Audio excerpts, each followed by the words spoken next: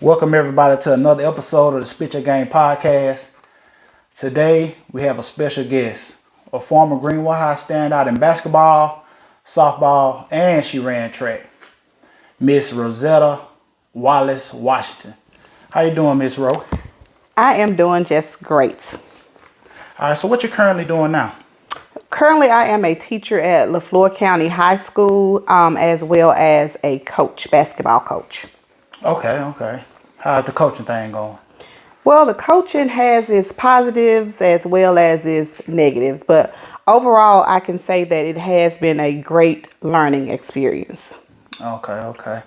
So, did you want to coach basketball, or did you want to coach softball, or how did you end up picking basketball? Well, basketball has always been something that, or sport that I would, want to coach after playing the sport because it's always been my favorite sport. I can say that I've actually participated in. Okay. And when given the opportunity to coach, I took the opportunity, and I had an opportunity to coach Greenwood High as well as LaFleur. Mm-hmm.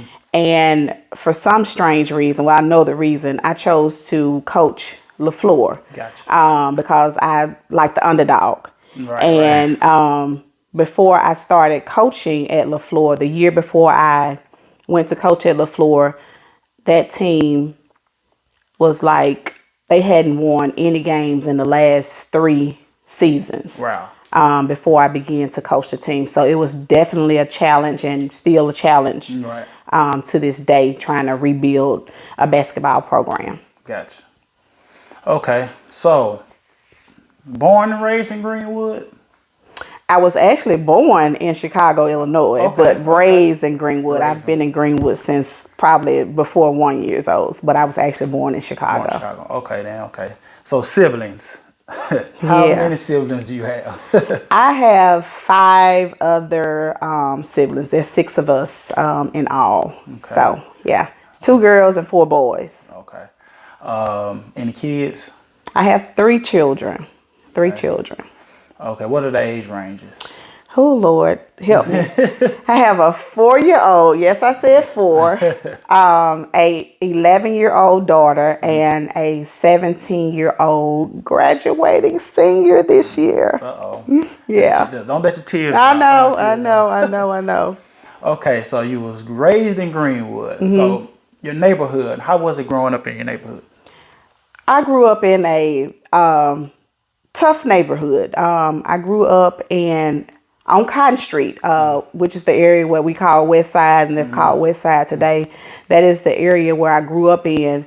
But when I grew up, we had some violence, but it was mostly love, when I was growing up. Everybody could play with each other. You didn't have to worry about running from gunshots if you wanted to go down the street on the park and play, or just racing up and down the street and, down the block with all of the neighborhood kids. Mm-hmm. Growing up in Crestview was the place to be. Mm-hmm. And I wouldn't change anything about where I grew up and how I grew up. Yeah, I know. I was a little guy in the Pampers running around with y'all. I remember. That's right, I remember. I thought about that the other day. I was like, she remember me when I was young. Y'all way older, and I'm coming to y'all house. That's right. I said, those were the times back then. They were. How was it growing up with, was it 4 brothers? Yes, 4 brothers. So how was that growing up with 4 brothers? I'm sure they were your protectors. They were my protectors, but were they like the bullies too? They were. But like you said, definitely were protectors, but they were little terrorizers too as well. So especially growing up, as I said, with 6 of us in the house, single mom. So we would do crazy stuff and fight over towels, and they would just do different things just to irritate you. Go snatch your towel from the bathroom and run and hide it. But as I said earlier, I would not trade it for the world. That's one of the reasons why I want a large family. Growing up, even with the struggles, there were so many fun times, and you didn't have to worry about being lonely ever, because we had so many, brothers and a sister in the house along with mom. So it was great, through all the ups and the downs and the bad. I wouldn't trade it. Definitely learning experience. Oh yeah, definitely. Okay, so growing up, what did you want? What did you want to become growing up? Growing up, I always wanted to become.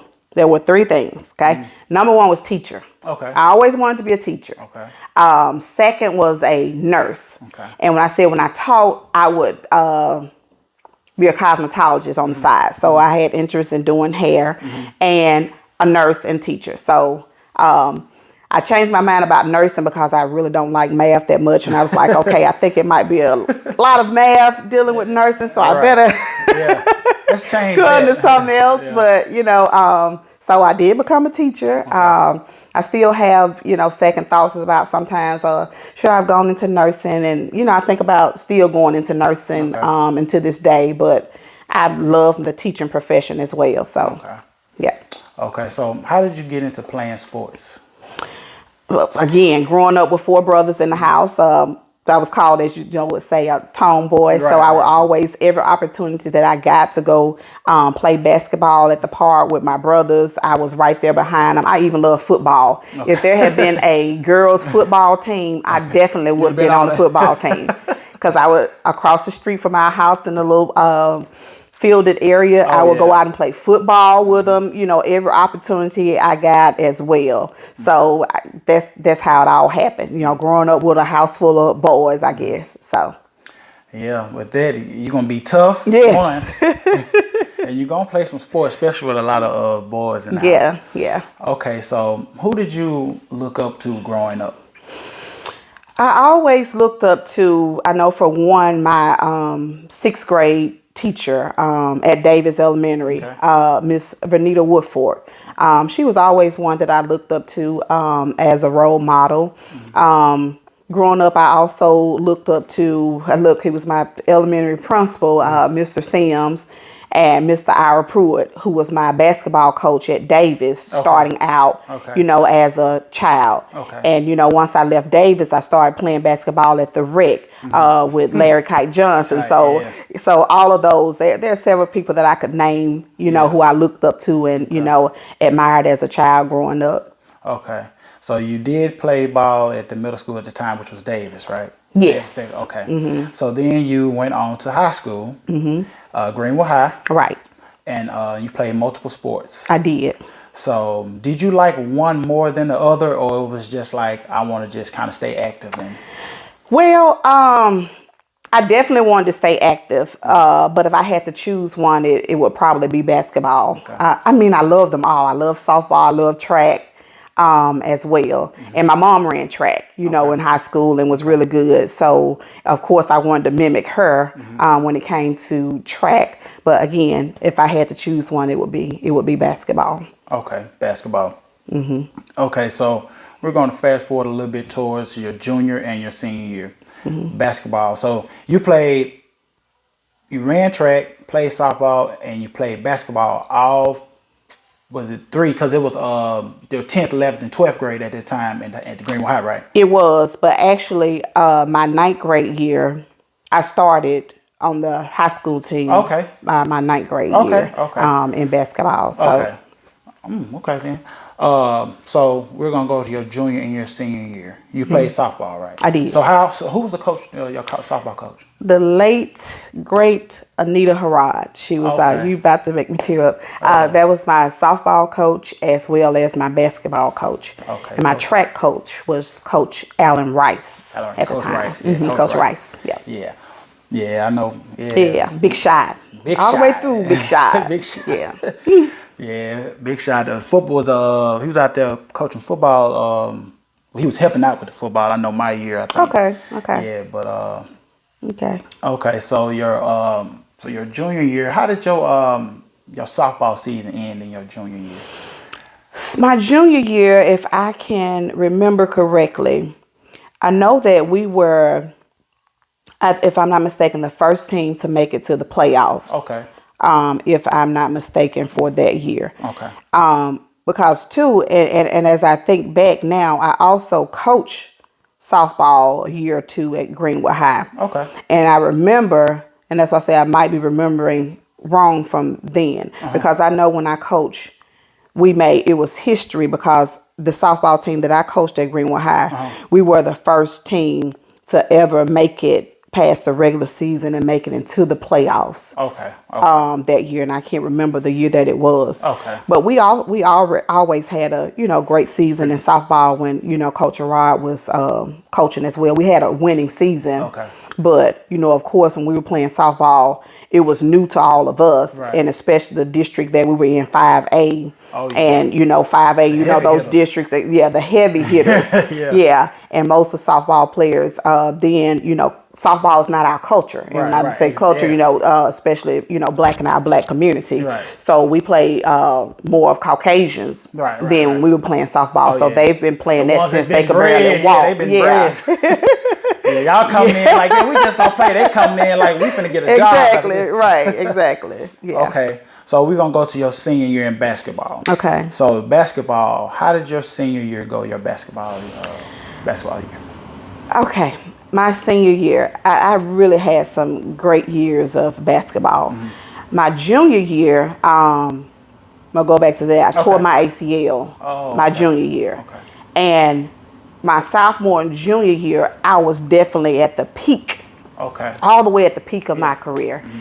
And toward the end of my junior year is when I tore my ACL. Oh, okay. So my senior year was definitely a struggle for me mentally, as well as physically, Right. trying to get back into it and especially build the confidence back up and, Right. getting torn get mental tough. I had to do a lot of that my senior year. But fortunately, I was able to bounce back. Okay. And I still had a great senior year through it all. The torn ACL, and I came back fighting, came back swinging, and we had some really, really good seasons. My basketball seasons at Greenwood High. Okay. Do you remember? Did y'all make the playoffs y'all senior year? We did. We made the playoffs. Do y'all know who y'all played in the playoffs? I think that we played Madison Central, and people tell me, I said, "Oh, your mind's so bad."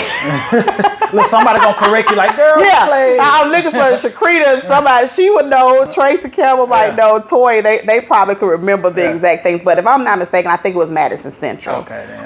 That put us out. Okay. In playoffs, if I'm not mistaken. Okay. Yeah. They gonna let you know. Oh yeah. Oh yeah. You we played so. I know one year might have been Tupelo, and another year, who was it? Tupelo, don't make it. Might have been Greenville. Okay. Because y'all was 5A, so y'all playing the Jefferson teams. Oh yeah. Oh yeah. Okay. Oh yeah. Ooh-wee. Yeah.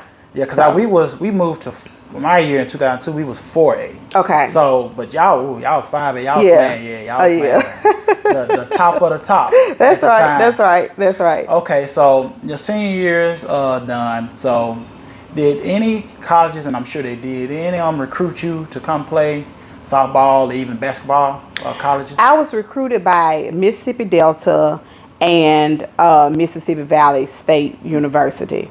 And I actually went to Valley as a walk-on. Okay. But I was recruited more for Mississippi Delta. Okay. And probably the reason being, look, I almost went to a state of depression after tearing my ACL. And all things like ACT, taking the ACT, and taking care of business, doing things that I needed to do when I was in high school. Those things kind of got put on the back burner. Right. And you got to rehab. Yes. So it got put on. So I think that was one of the reasons why, and especially once you injure yourself, your what's the word? The stakes are gonna go down a little bit for most, unless you like a LeBron James or Kobe. Yeah. So that kind of happened as well. Right. Okay. But Mississippi Delta, I had great years at Mississippi Delta, as well as Valley. I got a chance to play on the All-Star. JUCO All-Star team, when I played at Mississippi Delta. Okay. So I had a really good 2 years at Mississippi Delta. It made some things happen at Valley as well. So. Okay. So you would say that your college experience in sports was pretty fair? Yeah, I would say it was fair. Okay. So your college career is over with. After college, what did you end up doing after college? Well, after college, I started teaching. Okay. I began teaching after college. while I was still in college and trying to finish up with my degree, I worked as a teacher's assistant. Okay. Look, I held so many jobs. I had 3 jobs and went to school at the same time. So you holding it down, literally. You're holding it down. So after that, after I finally graduated, I started teaching. My first teaching job was at Threadgill Elementary school. So I've taught all over the district, from Threadgill to W.C. Williams, Claudine Brown, LaFleur. Okay. So I've been kind of all over the district teaching on all levels. Okay. So you were strictly teaching at the time. Mm-hmm. So what led you to actually start coaching? I guess kind of seeing where some of our children are mentally now, and as they are just as young female that's going to go on to be adults. I just, saw a need to make an impact, especially on young ladies' lives. And to me, it's so much more important than coaching the game of basketball. And anybody that I have coached will tell you that. Right. I teach the kids morals and values and how to become productive citizens in this community. Right. Of course, we want to win. I want to win because I came from a winning program, so I love to win. Like who doesn't love to win? Right. But again, it's so much bigger than that to me. I try to teach them the game of life. Yeah. So that's what really made me want to get into it. Just to make an impact. Right. Yeah. Sports are only going to last so long. Right. The game of life is going to last the rest of your life. That's right. So what is something that you preach to them, that your students or the team? What is something that you kind of constantly preach to them, letting them know that, hey, life is going to be this way or whatever? Is it something that you just kind of try to get them to stick in their heads? Is it anything? The main thing that I try to get is our culture. Mm-hmm. So we have a mission, we have a vision, a motto. Mm-hmm. So I'm gonna get to the mission. That's what I'm gonna say instead of culture. Okay. The mission of the Lady Tigers basketball program is to create a culture of lifelong learners, leaders, in the classroom, on the court, and in the community. Okay. So as you notice, the number one thing, you got to do it first in the classroom. Right. Okay? And then it's on the court and as well as the community. Right. And I try to get them to see, no matter where you go, people are watching. Yes, they are. So you have to be the example that you want people to be. Mm-hmm. Okay? You have to put yourselves in type of situation to let you know, hey, somebody's always watching me. So I might as well give it my best shot. Definitely. I might as well do what I need to do to make a positive impact on somebody's life. Right. And work ethic. Right. Work ethic. Gotta have that. Work ethic. Gotta have that. And that's what our young people lack today. Work ethic. Yes, they do. Was that preached to you when you was younger? Because I know me growing up, they'll tell you to work hard, but you thinking working hard is just, I can complete these suicides. That's right. I can make this lap. I'm working hard. Yeah. But working hard is after. Yes. After the routine. Yes. What are you doing after? That's right. And I preach that to my kids because I tell them all the time, I'm not saying this to brag on myself or what I did in the past, but I'm here to tell you, I definitely wouldn't tell you to do anything that I haven't done. Right. And these things, I said, there was no time that you could not see me without a basketball in my hand if that was something that I knew I wanted to be good at. Right, exactly. Couldn't have it in the classroom with me, but you better believe it, we didn't have practice. I was having practice. I was going to have it on the park. I was going to have it up and down the street, dribbling the basketball. I was going to run. I was going to do something that would contribute to me becoming the best player that I could actually be. Definitely. But now it's like pulling teeth. It's like pulling teeth. I think they think they know too much, and I think that they don't want to listen. It's like, oh man, what's this person telling you this and this, and so it's like, I know because I've been there. That's before. right. That's right. And so maybe you should, listen to me. Oh yeah. Maybe. Oh yeah. I ain't telling you to, but maybe you should. That's right. That's just a thought. That's right. That's right. But like they say, they gotta live and they gotta learn. That's right. That's true. That's true. Yeah, kudos to you. Yeah. Kudos to you. Yeah. Okay, so we want to switch gears a little bit. So I saw a few years back that your sister Denise received an appreciation plaque at Friendship Church. And I saw the pictures and I saw the smile on your face. Oh yeah. Oh yeah. So how did you feel seeing your big sister receive that award? Oh, I mean, words cannot express. And as you say, you saw the big smile, and I'm getting emotional now.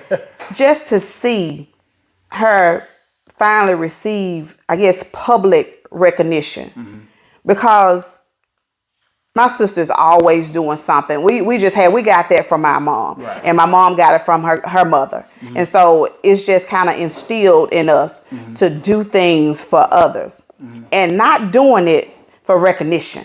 Right. So we do a lot of things behind closed doors that a lot of people don't know about. And a lot of times we don't, and especially her and me, we don't like public recognition. Right.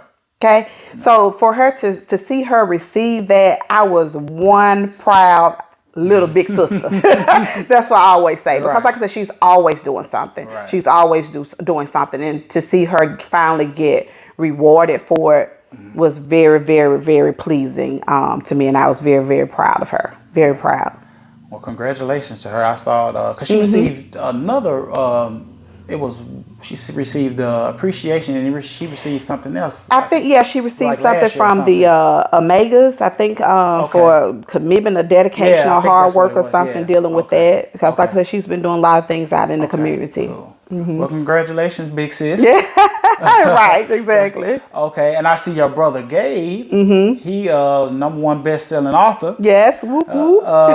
The leadership legacy: how to effectively lead today with tomorrow in mind. So, how did you feel about seeing your brother? So proud. So proud. Write this book and become a #1 bestseller. So proud, especially a young man growing up, how we grew up, where we grew up, and to finally that can say, hey, I made it out. And this is what I'm doing. I'm trying to do something to lead others.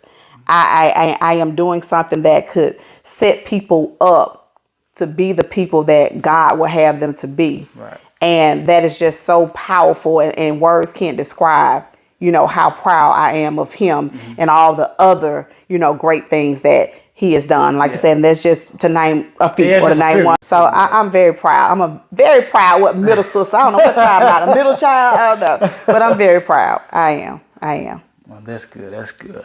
Yeah. Okay, so motherhood. So you say you have 3 kids. Yes. Right. So, and your oldest is how old? 17. 17.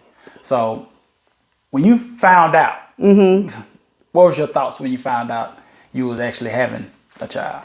My first child or the last one? The first one. I was so overjoyed, and I wanted to start a little bit earlier, but life didn't happen that way, and everything. I'm a firm believer that everything happens for a reason. Exactly. I was overjoyed. I was so excited to finally be having my first child. Okay. And who has been such a joy to raise. Oh, and I'm getting emotional again. I mean, because if you think of, again, everything that the young men are involved in today, and to say, Lord, I have a good child, and I have a child who is doing what he's been taught to do. And I know no child is going to be perfect. You can raise them the best way that you can, and they can stray away and do all this and that. But as far as raising this child, he has not given us any type of problems or issues. And I can say that I am truly a proud mom. I'm truly a proud mom. Could it be better? Of course, yes. Yeah. Could I be better? Yes. Yeah. But to have to deal with some things that some parents have to deal with their teenage children, we have not had to do that. And for that, I am thankful. I'm thankful. blessing. Yes, Blessing, it is blessing. definitely a blessing. So he's finna graduate. Has he decided on what college he want to go to? He is going to USM, the University of Southern Mississippi. Okay. That is where he's Congratulations. going. Yes. Congratulations on that. Thank you. He's gonna be a little farther away. He is. I was trying to steer him in another direction, but You trying to steer him to the green? no, look, not quite the green. I don't think I want him that close, but it is a green though. I mean, Delta State. Because he got an offer to Delta State. Okay. He got an offer to Alcorn as well. So. So Southern Miss. So he's going to Southern Miss. Yeah. So that's a long drive. But you're gonna be a traveling mother. I know. Okay, so you said with him growing up, being a great kid, what was something that you instilled in him daily about, just growing up and just seeing, like you say, what's kind of going on around the town now or the city now? What is something that you just tried to kind of just nail in his head growing up? Respect. Right. For him to be respectful, if nothing else. Because as we just talked about, it's just so much that we see and that we hear and things that happen today, things that we wouldn't have done or said in front of an adult. Oh, my God. So the number one thing, I think respect is so important.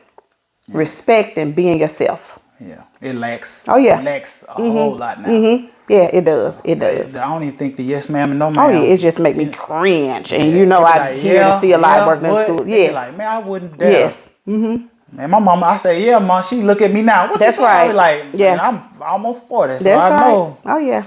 Yeah. Oh, yeah. So let me ask you this. Keeping the kids out of the street.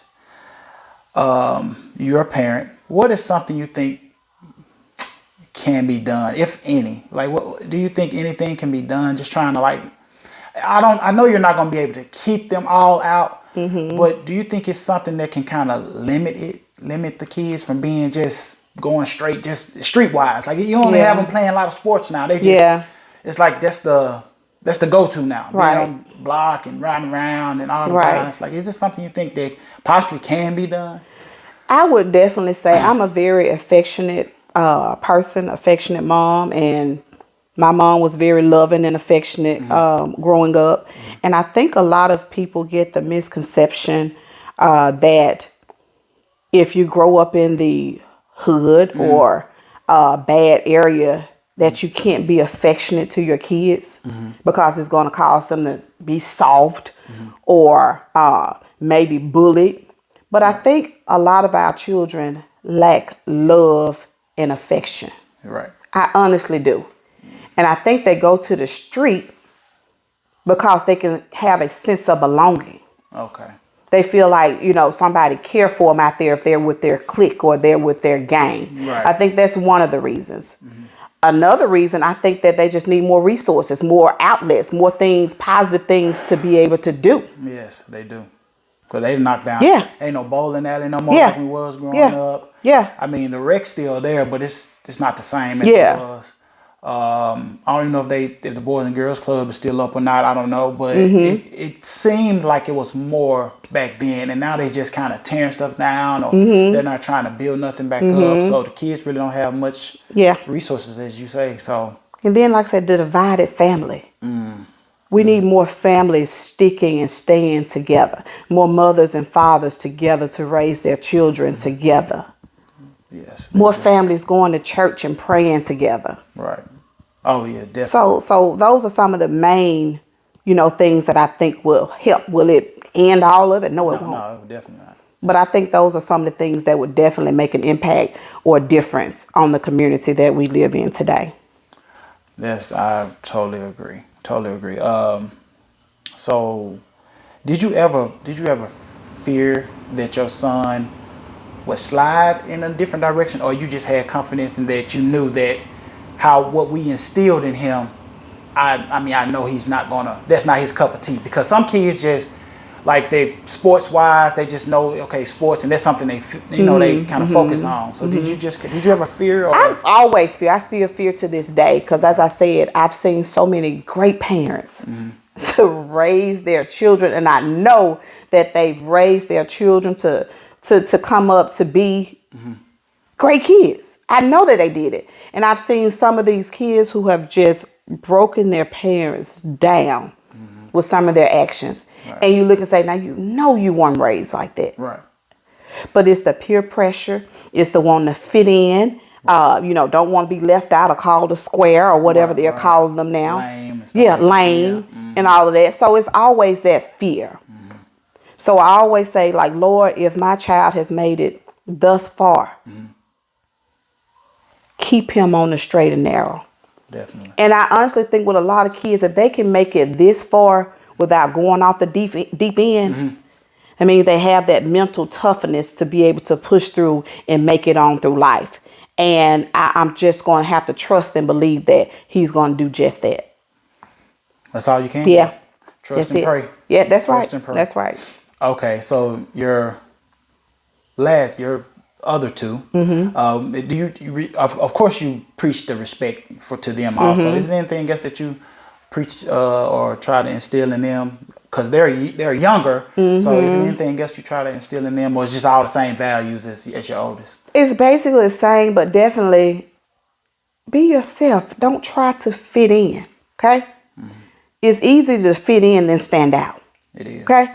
So that's why I tell my children, especially my daughter, with all of the social media, networks out and, girls with early age with bellies out and hair down everywhere Small and shorts makeup and stuff. So just because you see that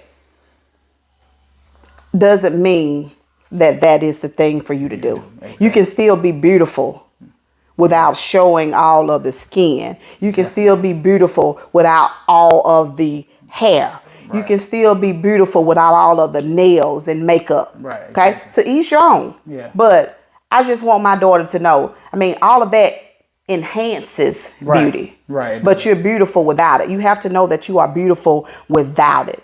Okay. And you have to know that you're loved here at home. Your mom, your dad, and your family loves you. So it doesn't take anybody from off the street to come just whisper sweet nothings in your ear and tell you that we love you. We're going to show love here.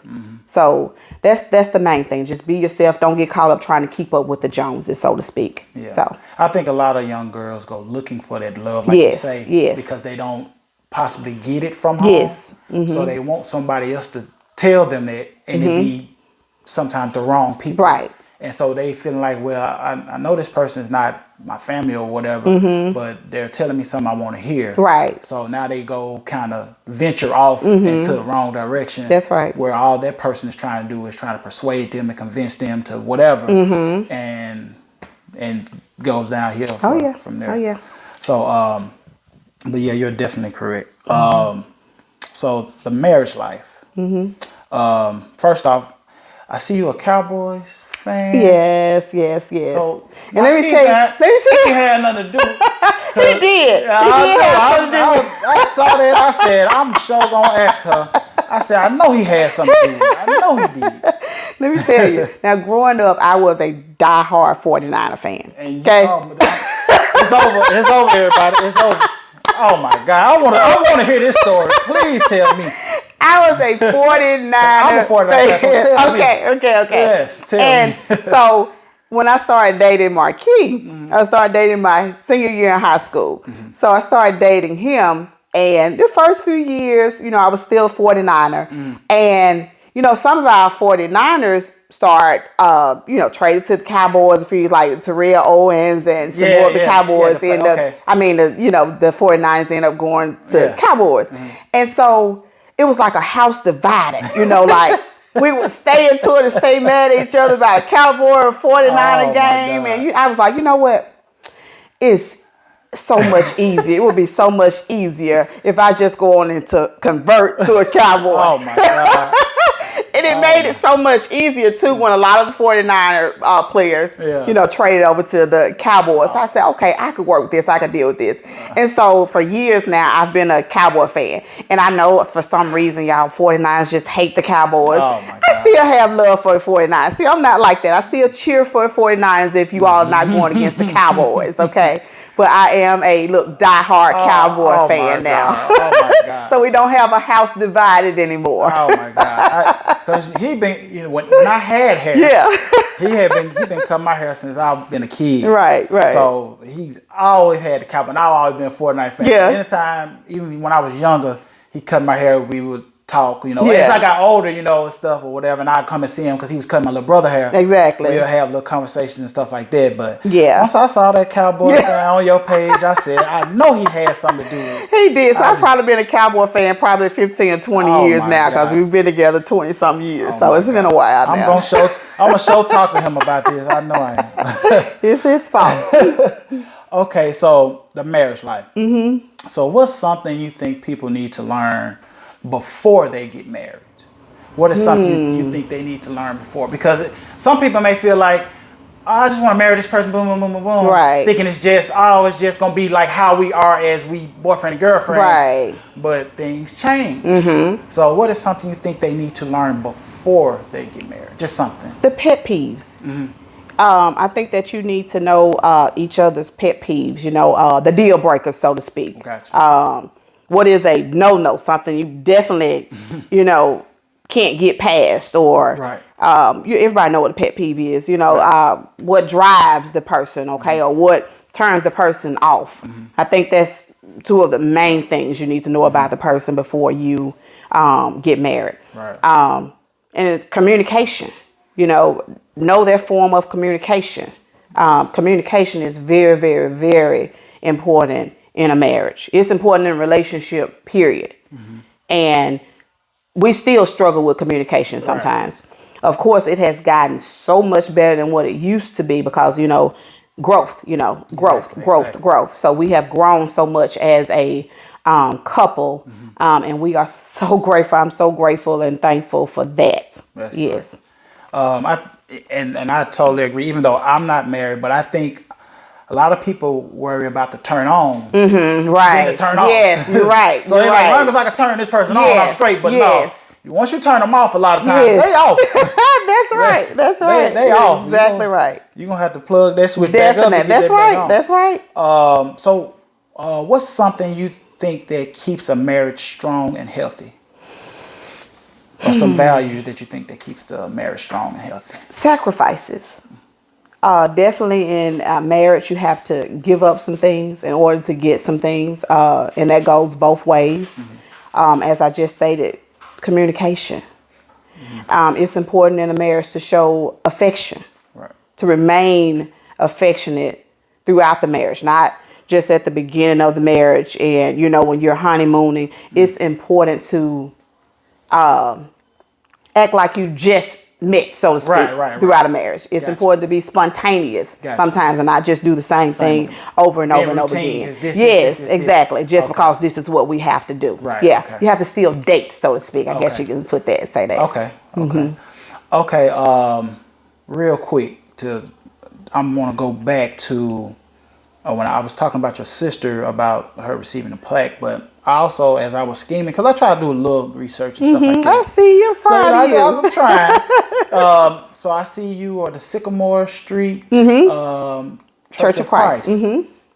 And you were singing. Yes. So I said, okay. What's something that you've learned? How long? First off, how long has it been since you joined that church?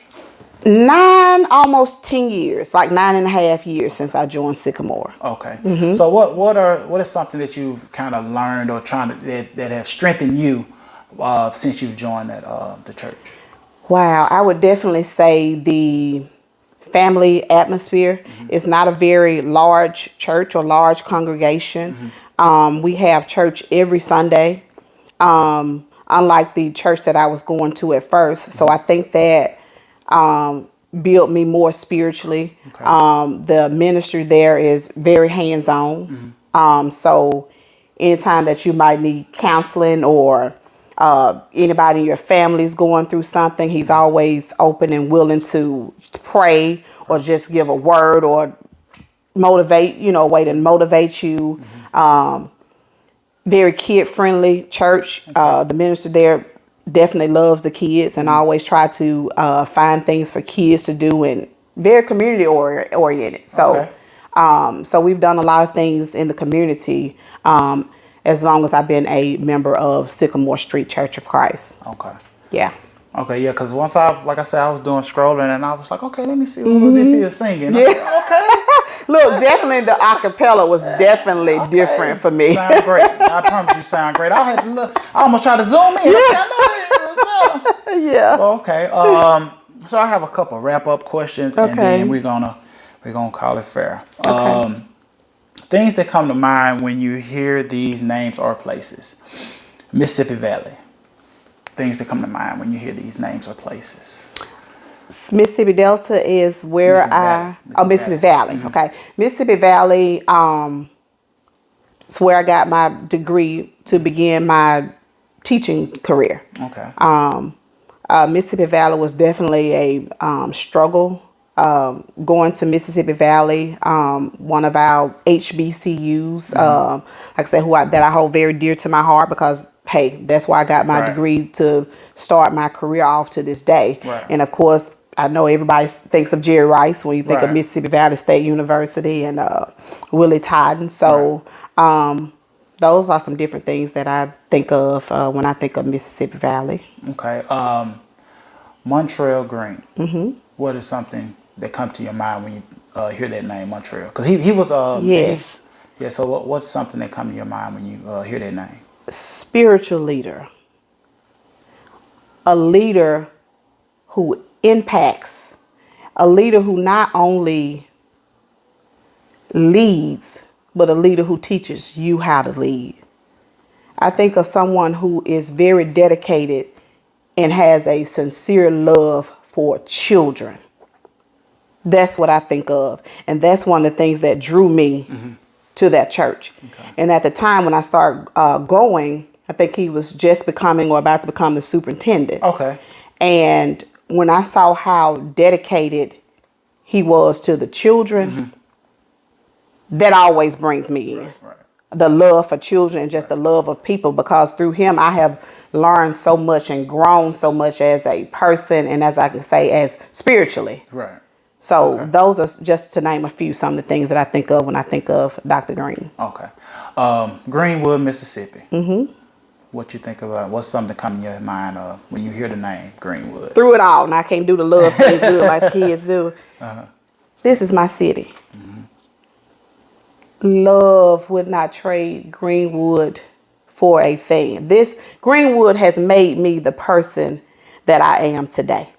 Definitely. I'm saying a lot of people are up and ready to pack their bags from how things are going now, but I would not be who I am. I would not be able to sit here and to be able to endure different things that I've had to endure growing up if it had not been for Greenwood, Mississippi. I got nothing but love for Greenwood, Mississippi. Right. I mean, that's just the God honest truth. No.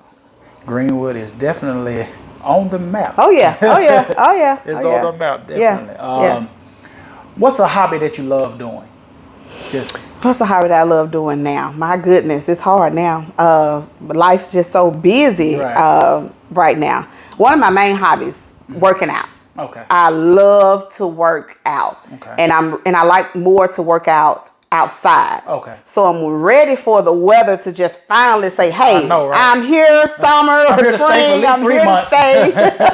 Yeah. So I can get back outside. Now I can work on, inside and go out hooded up and all that, but that was my number one hobby. I was in the best shape of my life, before I had my last son at 40.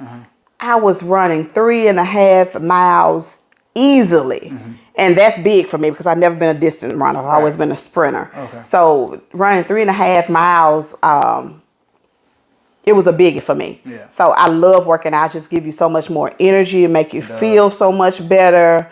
And part of being healthy, well, we need to be more in our community. Definitely. So that was definitely, I think that would be my number one hobby, if I would say. Okay. So a couple rapid questions. You eat chicken wings? Yes, okay, I do. so just want to ask that before I do this. So I do. Flats or drums? I would prefer the flats. Flats. Okay. Would you rather drive, vacation-wise, would you rather drive or would you rather fly? Probably fly. Okay. Shoes, do you prefer tennis shoes or are you more of a dress shoes type person? I'm more of a dress shoe type person. Okay. I am. Okay. If you were to move anywhere, where would be your dream destination? If you were to move. Some part of Georgia would probably be. Okay. If you can remember this, give me your, I'm going to say top 3. Mm-hmm. Top 3 female basketball players to come out of Greenwood. Why They're going to be inboxing you on this. I know. Look, I got to think on this now. Look, guys, before he interviewed me, I said my heart is beating 1,000 miles per hour right now, or minutes, so to speak. Yeah. Goodness, now you really just put me on the spot. Who are they? Well, I had top 5, but I was like, nah, I ain't going to give a 5. I'm just going to ask a 3.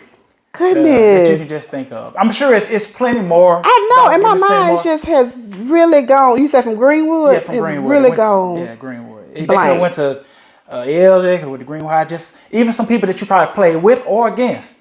Like, who are 3 that you can remember? I know I can remember, and she played for Tupelo, Talitha Whitmore. Mm-hmm. She was one of their dominant players. And I think she went on to play in the WNBA. I think of that name as well. Oh, you doing me so bad. Goodness gracious. Karma Paul. Goodness gracious.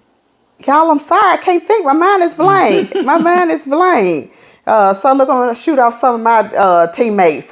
Tracy Campbell, Yolanda Harris, Toya Banks. Okay, that's fine. Shakrita Stewart. Okay. Kiba. I can't leave out Kiba Gibson. That's Keisha Payne. Okay. That'll work. That'll work. Yeah. You listen to music? I do. Okay. You have a playlist. What are 3 songs on your playlist right now? Just 3 songs that you. All right, so Better Days is on my list because every morning when I get up, I start out my day with gospel. Okay. Look, anybody walking in the building, they know it's me coming in the building because I have it blasted on my phone, on my cell phone. Goodness gracious, Ty Tribbett, Victory. Okay. Victory. And another one that I play for my children when they come with their problems, and I'm talking about my students. I ain't stressing today. So I play that's one of my songs to promote positivity. Okay. So I play that. That's definitely on my playlist. Music helps. Yeah, it does. It soothes, it relaxes. Right. So music helps. Yeah. Okay, so last question. Would you change anything about your journey in your life? Or do you think it's the way it's supposed to be, or how it's That is going? An awesome question. And this is a question that I talk about quite often. I would not change a thing about my life right now. Because if all of the things that have happened in my life, again, if they hadn't happened, and if they weren't happening right now, I would not be the person that I am today. And my family, my children wouldn't be the children who they are today if things had not happened the way they happened. I definitely believe that God has a plan for all of us, and he lays it out. He lays out the foundation, and he puts you exactly where it is that you're supposed to be at that present time. So I do it. Is there growth that needs to take place with me? Definitely. Yes. Yeah. But I think that I am where I should be at this present time in my life. Okay, well, that sums it up. All right. Miss Washington, I sure appreciate your time. I appreciate you. It's been a long time. I haven't seen you in a while. But like I said, you remember me when I was a little boy on Crestview. Or running around in our crib. That's right. And drinking sugar milk. I know. Yeah, I remember that sugar milk. Yes. But I sure appreciate you. It's an honor. It's always love. That's right. And I appreciate you for letting me interview you and for you taking the time out today. I appreciate it. Thank you for considering me. And hurry up and get this off me so I can breathe. All right. Very nice. I woke up, got out my bed, it was a sunny day. Brush my teeth, clean my skin, cause I love my face. Ain't got time for all that stressing, I'm receiving all my blessings. About to love and hug myself, cause I got time today. Whatever happened yesterday, guess what, ain't worried about it. On my masterpiece today, you know I'm bout it. I ain't stressing about no bills, I ain't got no time to chill. Put some problems in my face, I'm just gon' bounce about it. Like, why you mad at me? Because I chose to love myself, yes, I am proud of me. Not where I'm trying to go just yet, but I'm about to be. Now put your hands up in the sky and be thankful you still here and stop asking them why. Lord, I got it.